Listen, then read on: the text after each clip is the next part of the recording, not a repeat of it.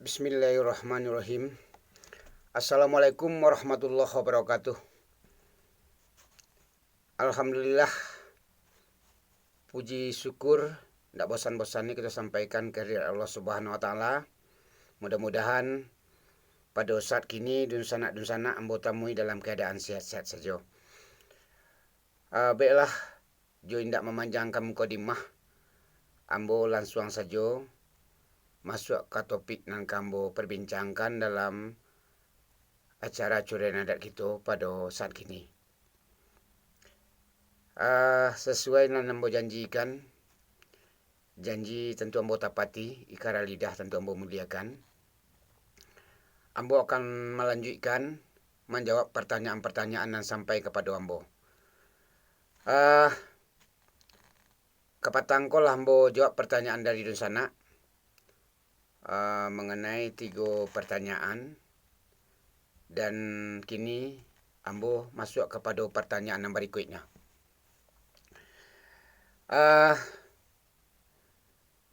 Pada saat kini ada orang bertanya kepada ambo, dan isi pertanyaan serupa iko.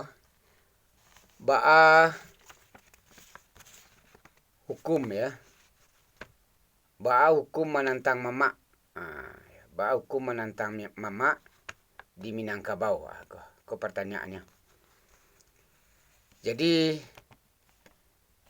menantang mamak ko mungkaswiknya antah serupa ko ndak ada, tapi ambo tarangkan sajalah secara keseluruhannya. Nan biasa nan terjadi di tengah masyarakat yaitu melangkahi mamak ya. Artinya seharusnya kita melalui mamak, kemudian indak kesampai ke mamak. Ada nan mamak yang kita langkahi, ada jo penghulu tu sendiri yang kita langkahi. Jadi entar mengkasih tah apa yang dibekasih di siko mamak, antah penghulu langsung ko entah mamak. Artinya yang katakan mamak ko adalah saudara dari ibu kita. Itu mamak namanya, saudara laki-laki dari ibu kita itu nama mamak namanya. Jadi kalau hanya melanggar mamak ya, itu biasanya salah katuan tentu minta tobat, salah ke manusia tu minta maaf ya. Maka diturutlah mamak cako, kita minta maaf banyak-banyak, kita minta ampun kadang-kadang, dan kita akui bahasanya kita tu basalah lah terdorong namanya. Capek kaki dah terlangkahan ya. Jadi tidak tahu mamak tentang persoalan dan seharusnya melalui beliau dulu. Jadi nan biasanya kalau bayi aja di kerumahan mamak ceko dijamu makan namanya singgang ayam tungkuk telantang. Itu nan biasanya pada umumnya di Minangkabau modal tu. Tapi ada je satu negari, lama saja kalau tibun penghulunya, ke penghulunya bitujo sama je melanggar mamak ceko, artinya singgang ayam tungkuk telantang je. Nan jamu mamak ceko makan. Tapi ada beberapa negari itu sampai membayar kemenakan ko sameh. Itu kan. Itu ada je ya. Tapi itu kan tergantung kesepakatan negari. Tapi yang lazimnya secara adatnya itu singgang ayam tungkuk telantang namanya. Artinya kita melangkahi mamak ya. Ada je nama menantang mamak ke mungkin nama kasihnya bertentangan jo mamak, jo pendapat mamak, antara bertentangan jo kerajo mamak ya. Misalkan biasa rajo alim, rajo sambah, rajo alim, rajo sanggah ya. Sebab nan mamak ko untuk menyalahkan kemanakan ko bukan mamak saja langsung menyalahkan. Itu yang sebenarnya caranya. Ya, kepada niat mamak lah. Nan satu mendengar curian nambo ko. Apabila salah satu kemanakan dari kaum tu tidak sesuai lah menurut pendapat mamak, maka mamak ceko mengumpuan anggota kaum lain. Maka disampaikanlah ke anggota kaum mak ceko, aiko yang terjadi di ambo baan yang karancak dari nama samo tu. Atau misalkan ambo lah langkahnya ragu ambo ndak dolai. Sampean kena lain. Atau mamak ko nang salah beko. Ini beso manusia bersifat khilaf, Tuhan bersifat kadim. Mamak ko bisa aja salah. Jadi nan mamak ko indak lu bisa benar setarui itu. Ada yang salah. Ya kalau salah ya kembali ya Wak. Nah, jadi kesalahan ka mamak ko biasanya hukumnya singa ayam tunggu telantang. Itu yang biasanya sebab ndak ada gapuk membuang lama, ndak ada cadiak membuang kawan. Nah, itulah makanya mamak ko antara jo kemanakan ya. Ndak jarak mamak ko diduluan selangkah atau penghulu ko dituakan seumur didulukan selangkah ditinggikan sarantiang. Ada yud pertanyaan nan serupa itu langsung saja ambo jawab ya. Baa mangko penghulu ko ndak boleh berlari. Ndak boleh memanjek. Ada setengah mengecean penghulu ko ndak boleh berlari. Ndak boleh memanjek-manjek. Kalau untuk berlari je manjek-manjek ko ndak penghulu saja dah. Seluruh kita. Sebab kerajo itu memanjek-manjek itu kerajo ndak ada pedah. Berlari itu kerajo ndak pedah. Sia aja ndak boleh. Tapi nang penghulu ndak boleh berlari, ndak boleh memanjek. Bagaimana kau ndak boleh berlari, ndak boleh memanjek? Karena penghulu kau kan didulukan selangkahnya. Kalau berlari berlangkah tinggalnya kemanakannya kau. Kalau ini memanjek ndak sarantiang lah. Artinya penghulu kau kok diduluan selangkah tu ni sejambuan. Sarantiang kau juga pasti sejambuan. Tapi sadahan tu tentu sejambuan lah. Jadi mangko ndak boleh berlari cako itu. Karena ni duluan langkah di tinggian sarantiang ya. Mudah-mudahan Nusana paham jawapan ambo ya. Itulah yang dikatakan bahawa hukum menentang mamak cako itulah ambo sampaikan yang biasanya modal itu. Tapi tergantunglah kesepakatan di selingkah negara masing-masing. Kemudian pertanyaan yang berikutnya, adat basandi sarak basandi kita bulah baa pulo koma ada. Ko sebenarnya nani koko kambo terangkan nanti pada suatu sesen pulo. Tapi untuk memuaskan Nusana lah nambatannya ya, ambo jawab jo lah untuk pamuih nanti ya. Jadi adat basandi sarak basandi kita bulah ko. Sarak mengatur adat memakai. Kan serupa itu di adat awak di Minangkabau. Si muncak mati terambau keparak membawa ladiang luku lapau keduanya. Adat jo sarak di Minangkabau serupa awu jo tabiang sanda menyanda kedua saling mengokohkan ya. Jadi adat basandi sarak dikatakan sandi. Sandi ko dan salah pengertian tak sama jo pondasi dah. Kalau kita contoh ke rumah, sandi ko kemudian datangnya. Sesudah rumah ko tagak, alun batuk ledo, latak karangku rumah cako, mangko di setelah data rumah cako, jo memasang sandi. Jadi diungki namanya rumah cako, naik tunggaknya ko masuk sandi ke bawah. Di sandi ko kemudian datangnya. Supaya gunanya supaya ndak kokoh na rumah cako. Tiang-tiang ceko, tonggak-tonggak ceko, ditahan dek batu-batu atau disengaja dibuat orang, di simen, tapi ini bukan pondasi. Di bedanya pondasi jo sandi. Di sandi ko kemudian datangnya. Mengokohkannya akan adat. Kalau adat pasal di sarak nama mengokohkan akan adat. Di sarak nama, sarak aku sama jo agama. Jadi agamunan mah, apa betul? Agama yang bersendikan kepada kita buluah. Nah agama ko sebelum ko kalah do. Nah agama mah, pokoknya udang ko lah agama. Mungkin agama Buddha, mungkin agama Kristen. Tapi kemudian masuknya agama Islam, maka agamanya itu nambah sandikan ke kita buluah, berarti Islam. Di sandi ko untuk mengokoh rumah. Jadi rusak rumah karena sandi, rusak sandi rumah binaso, rusak adat karena budi, rusak budi ancur lah banso ya. Jadi nan dikatakan sandi jeko nama mengokohkannya akan rumah. Jadi adat tu basandi kepada sarak basandi kepada kita buluah.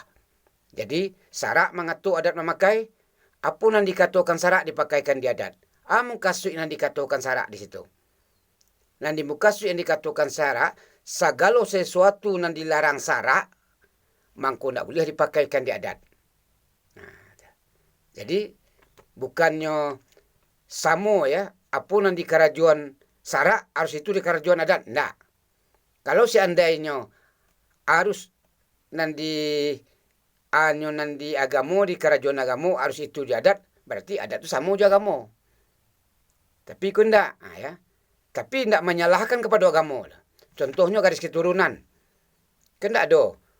Agamo mengharuskan garis keturunan tu, garis keturunan suku tu dari bapak. Nang garis bapak tetap. Dalam prinsip adat tetap. Kalau pembagian arato pencarian dari bapak cako, itu tetap sesuai ilmu faraid. Nan warisnya tetap. Yang menjadi wali nikah tetap bapak atau wali yang sesuai josara. Kalau anak padusi kan nikah tetap. Cuma garis keturunan kaum. Berindu garis keturunan kepada ibu. Hanya kaum cako. Tapi tidak mengurangi aturan agama.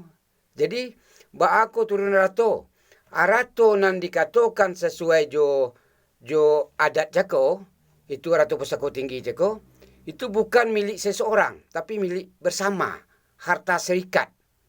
Berserikat, tidak bisa di untuk Anda. Nyo akan terima secara turun-temurun. Masih ada kaumku terima turun-temurun, dan arato ko hanya hak pakai. Siase yang ada di kaum jako, itu hak pakai yang ada situ. Bukan menjadi hak milik. Kalau seandainya disertifikatkan, harato tu, ya, sertifikatnya nama kaum. Nah, itulah. Jadi, samantara tentang adat sendiri sara, itulah yang bisa ambo terangkan dulu. Nanti akan ambo perinci satu persatu di session yang lain ya. Jadi, kepada dunsana, nan mandanga pencurahan nambogo, nambah tanyo kambo tentang ada pesan di sarak pesan di kita bulah ceko. Kalau ada yang kurang, silahkan tanyo balik ya. Nanti akan nambo terangkan pula. Kemudian ada pula pertanyaan, apa arti kata mandata, mendaki, melereng? Sebenarnya ko bertambah cek ya. Ada kata menurun namanya. Jadi, nan dikatakan kata mandata, yaitunya kalau kita berbicara sama gadang, itu boleh kata kita tu kata bergurau. Kata bersenda gurau boleh. Artinya boleh awak sama gadang itu bermacam-macam cerita nak cerituan. Jadi sesuai lah awak bakang kawan, tentu ada tata keramanya. Baca lihat pula dakik jaraknya kawan jago. Jadi itu kata mandata berarti kata awak bersama gadang. Kemudian ada kata mendaki namanya. Awak nan ketek kepada nan tua. Jadi kata hormat. Ada sopan santun. Ya, tidak boleh lalu lalang saya mengecek dah. Kepada orang yang lebih tua dia awak. Artinya kata tu hormat. Hormat awak kepada nan tua. Jadi kalau kata hormat namanya ba namanya tu mandaki kata cukup kateh namanya. Jadi kata kepada orang tua, kata kepada orang tua. Tentu sopan dan santun ya. Kalau sama gadang cukup mungkin karena bergurau mungkin kurang sopan santunnya. Kemudian ada pula namanya kata melereng. Baan yang dikatakan kata melereng kau. Kata melereng yaitu kata awak nan singku maningku. Artinya Johando Sumando, Ipa Jobisan ya. Itu atau awak Sujo Sumando mengecek. Atau Jo Ipa Bisan mengecek. Itu tu kata melereng. Kata tu nak capek-capek. Artinya Jo kiasan. Jadi kiasannya tu tentu sesuai lah Jo bara kemampuan awak. Jadi disitulah awak pandai memilah-milah, menginggo-inggo dalam berbicara. Itu namanya kata melereng. Kemudian ada pula namanya kato namanya ko kato menurun. Kato menurun ko berarti kato-kato ko adalah untuk nang kete, nang gadang. Artinya kato ko kato pengajar. Kalau pengajar ko kan nang kete-kete itu baik-baik. Nang baik-baik mengecek dan piang, nang kete-kete seko. Sebab anak kete juga akan meniru apa nak sampaikan. Jadi tidak boleh bicara atau mengecek salamak pariuk saja. Sebab kato-kato kato pengajar kenyo. Kalau salah nyo kari tagu ka. Tapi kalau awak mengecek jo anak kete lah biasa bergarah-garah, mengko awak kadi pagarah lo anak kete. Jangan salahan beko mengecek mama atau penghulu dan piang kemanakan bergarah-garah. Sudah tu di pagarah-garah lo di kemanakan. Jangan salahan kemanakan, awak nama aja. Jadi itulah mangkonyo sangat penting bagi seorang penghulu atau pemimpin di Minangkabau itu mengontrol diri. Itulah contoh yang kita ambilkan Nabi Muhammad dalam kepemimpinan. Nabi Muhammad itu sesuai perbuatannya, ucapannya. Jadi diucapkannya serupa iko, lah dilaksanakan terlebih dulu. Nah, jadi hati-hatilah awak selaku mama atau pemimpin atau penghulu di Minangkabau, jo anak kemanakan. Sebab kalau awak lalu lalang saja, banyak ucapan yang salah yang tak ditampiknya, maka anak kemanakan awak tentu akan berucapan yang salah pula. Nah itulah, hati-hatilah jo kato-kato na nampik ceko. Sebenarnya banyak, ya. Kalau jut kato beko banyak, kato bapak, kato apa, ada. Kato anak, kato apa, kato iko, kato apa, ada betul. Kato penghulu, kato apa. Nah, kato penghulu kan kato menyelesai. Kato bapak, kato nasihat, ya. Nah, kalau kato anak, kato mengaduh namanya. Kato menjong, itu besok anak menjong ke bapaknya, ya. Jadi nanti kita terang pelot tentang hal itu. Jadi dun sana itu mungkin, ya, pertanyaan yang bisa ambo jawab pada saat kini hanya kira-kira 3 buah pertanyaan pula, ya. Dan nanti sesudah ko akan ambo sambung pula jo pertanyaan na lain. Akhir kata kok terlebih terkurang atau kurang puih ndak terletak satu pada tampiknya, silakan tanyuan balik dan insyaallah ambo akan menjawabnya sebisa-bisa ambo. Dan kalau dapet dun sana nan batanyuan itu tentang video nalah ambo postingkan di siko, tentang hal itu tanyuan jen nan alun ambo buat videonya ditanyuan, tentu akan lari kita ke permasalahan lain, ya. Jadi tantangan lah misalnya lah ambo posting, tanyalah tentang itu. Kalau kurang sempurna nan disampaikan tu kurang paham, ya, jo penyampaian ambo. Memang dalam belajar adat ko tidak mudah, ya. Sebab ambo boleh dikatakan berbilang tahun, berpuluh tahun belajar adat. Untuk begitu sulit untuk mengerti tentang adat. Sangat susah, ya. Sebab antara satu sama lain ini saling berkaitan. Di sama awak jo Al-Quran, nah, ya. Sama pula awak jo undang-undang negara, ini satu sama lain berkaitan. Jadi di siku ada yang menguatkan, di siku ada yang melemahkan. Jadi kira-kira itulah keterangan ambo pada saat kini. Kok terlebih terkurang ambo mohon maaf. Ambo sudah membacakan wabillahi taufiq wal hidayah. Wassalamualaikum warahmatullahi wabarakatuh.